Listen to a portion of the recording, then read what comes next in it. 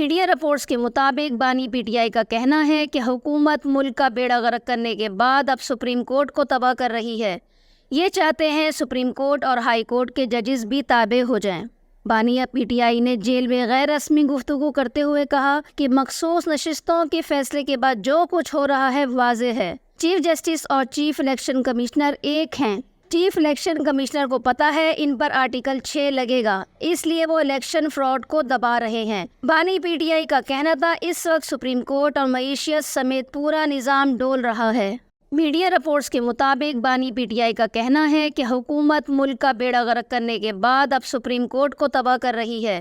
یہ چاہتے ہیں سپریم کورٹ اور ہائی کورٹ کے ججز بھی تابع ہو جائیں۔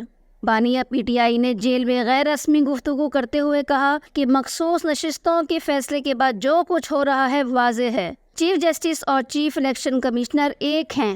چیف الیکشن کمشنر کو پتا ہے ان پر آرٹیکل 6 لگے گا، اس لیے وہ الیکشن فراڈ کو دبا رہے ہیں۔ بانی پی ٹی آئی کا کہنا تھا اس وقت سپریم کورٹ اور معیشت سمیت پورا نظام ڈول رہا ہے۔